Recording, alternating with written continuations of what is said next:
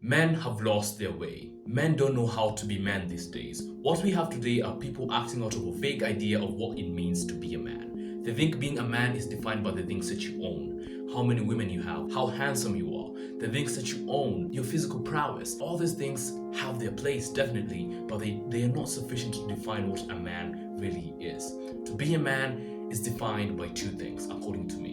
And we'll get into that in just a moment. I'll tell you what it means to be a man according to my estimation in just a moment. But before that, I want us to ask ourselves, what is wrong with masculinity today? What went wrong with the word being a man in today's day and age? That is the topic of today's video. I can't describe myself as the ideal man, but I can definitely describe what being a man is not. So, what went wrong with masculinity? What is wrong with men today? Why don't they want to act like men? The reason is they don't understand what it really means to be a man. As I've mentioned in the beginning of this video, they have this vague idea of what being a man really is, and they act out of it. Toxic masculinity, or the opposite of true masculinity, is going to rise steadily. It's on a steady rise, and will continue to rise according to my estimation because of three things. Number one, lack of emotional intelligence from men. Number two, there is money to be made on the internet. And number three, women.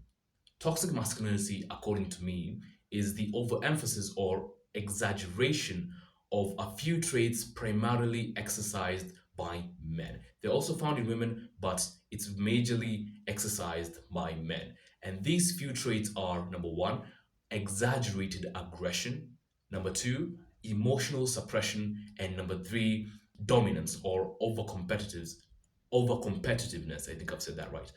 Those are the three traits that really define toxic masculinity. And in almost a magical way, people in the internet have found a way to profit off of this toxic masculine traits. Keep in mind, I'm not saying that they're toxic on their own. The word exaggerated or overemphasis or over the top really define those few things. And the problem is never the product that these people sell. The problem is with the messaging and the marketing that they use to get people to buy these things. Sorry. So let me give you an example. For fitness products or alpha male bro products or the get rich quick schemes, all those stuff. For those people to get people to buy those products, they have to overemphasize the need or the importance of these things in someone's life. For example, they tell you how it will make you better than other people, exploiting the dominance aspect of men because they want to be better. Every man has this urge to be better than the other man. It's really something that you guys can relate to, and we all feel like that because we're all men. They also tell you that you should shut down your feelings, you should not feel anything, and you should continue grinding. You should be on the grind continuously, exploiting the emotional suppression aspect of toxic masculinity. They also tell you that you should strive to be the top 1% in everything that you do. You should be the alpha male because women love alpha males, and because those people who led people in the past were alpha males. Alexander the Great were alpha males. So I think you really understand what I mean by that, and that really exploits the competitive side or the dominant side of men, and that's how toxic men are created.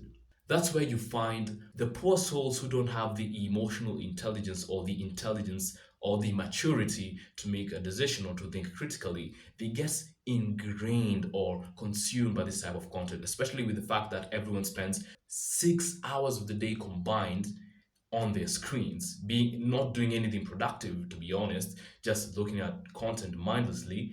You can see that they get exposed to these things very, very much, and it gets ingrained in them. And that's why you find men with very linear personalities. For example, you find men who the only thing that defines their character is aggressive aggressiveness towards their goals and aggressiveness towards pushing towards their goals. They just want to make money. They just want to look buff and have muscle. That's the only thing that really defines their character. Also, you find men who are emotionally absent. They're emotionally numb. they can't really express their feelings. They don't know how to express them because David Goggins told them stop being a bitch and just grind and stay hard. That's the only thing that they know how to do. They're emotionally absent, so everything that they do or everything that they feel rather is just pushed inwards. It's not expressed. They don't allow themselves to express these things, to express themselves. Hence, they view vulnerability as a weakness, and that really describes how toxic men are created in this day and age. And I can tell you for a fact, I have been the alpha bro. I have been in the top 1% content realm. I have dived into that and I am still on the road of recovery. So when I tell you to trust me when I'm saying these things, trust me, my dude, I have experienced these things. So in the past, let me even tell you a story. In the past, I suppressed a lot of my feelings: hurt, anger, sadness, all these things. I suppressed them because it was the only way I knew how to. Because David Goggins told me, stop being a bitch and stay hard. I was emotionally immature and also intelligently immature. I don't know if that's a word, but I'll just use it just to emphasize the point I'm trying to drive. I was emotionally immature. I didn't really understand what I was doing, and hence I damaged myself so much. I became emotionally numb. I saw vulnerability as a weakness, and every little thing like sparked me. I was so easily irritated. I was so defensive when someone questioned my masculinity. I was too clingy in relationships, and I really suffered from self doubt. And don't even get me started.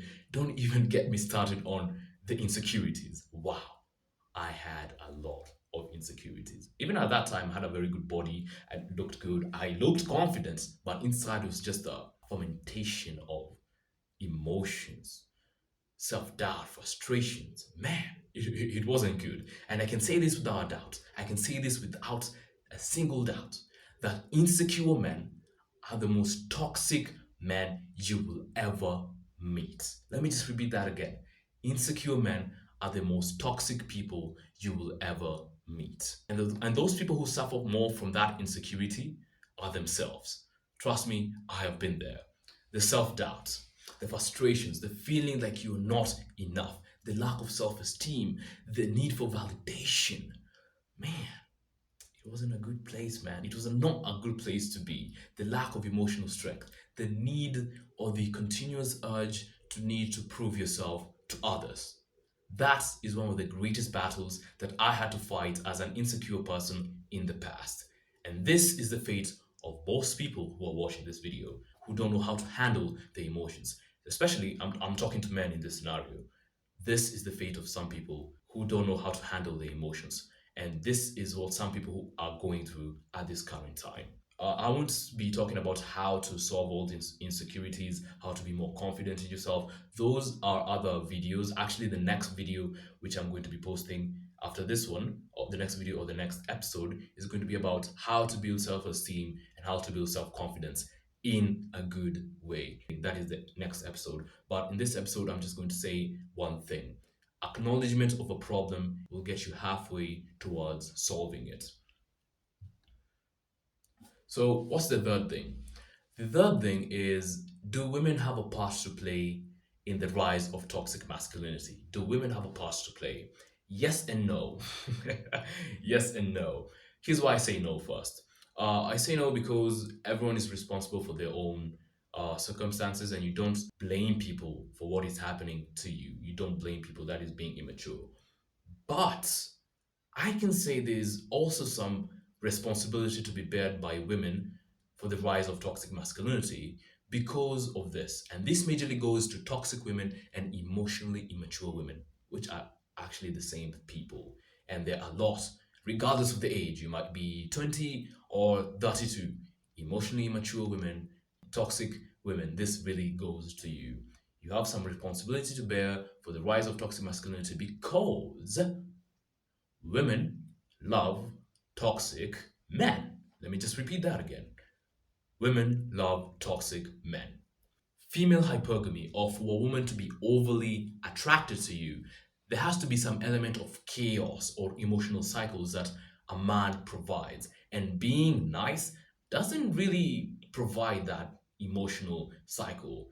And this goes to immature women, not high value women. To all the high value women, my applause to you. But to the 80% of toxic women out there, please grow up. But anyway, so there has to be some element of chaos and also some element of emotional cycles that a man provides for a woman to be overly attracted to them. And being nice doesn't really get you there, as we've said. So men resort to the bad boy stereotype or the bad boy archetype to fulfill women's desire and also to get gratified, which is having women and also having sex. And it after seeing it works, because it does, they resort to continuously doing it. And if you think I'm wrong, why do you think women stay in toxic relationships? Because women love drama. Why do you think they cheat on their nice guy with some troublemaker they met on the street? Because they love drama. That is women, gentlemen. Don't blame me, just blame the game. I have really studied, not really studied, but I've gone deep into those stuff and I'm really amazed of the things that I've come to find out about women. It's very, very fascinating. So, so that's just a quick banter here and there, but it can really tell you how toxic women can really propagate or progressively increase the rise of toxic men. And if you think I'm wrong, if you think I'm misquoting anything, if you think I've said something wrong, please don't be shy to go in the comments and just put out your statement. Let's start a discussion in the comment section. I really want to know what's your stand on this topic. So, after discussing why I think toxic masculinity will continue to rise and also why men today don't want to act like men, I want to share my thoughts and also experience of what it really means to be a man, the true definition of what true masculinity really is. And keep in mind the traits that I've just mentioned, for example, aggressiveness, competitiveness, dominance, and all those stuff, they have a part to play, but I don't think they really are sufficient to describe what it really means to be a man. So, this is my definition of what it means to be a man. To be a real man is defined by two things and two things only. Number one, your core beliefs and values. And number two, your ability to stand for those beliefs and values. Your beliefs and my beliefs, your values and my values can be different from the next guy, but they have to be conducted or not conducted but governed by these three tactical virtues. Number one, honor, which is doing good to others and to yourself, and also respecting others and respecting yourself. Number two, boldness, the ability to stand up for your beliefs and values, regardless of anything that is thrown your way. And number three, steadfastness, your ability to endure and persevere any trial and temptation, anything that is thrown your way, to protect and to stand strong for your beliefs and values. Those are the three tactical virtues that have to govern your beliefs and values. There is no man that ever walked the face of the planet that could describe what it really means to be a man than Jesus Christ himself.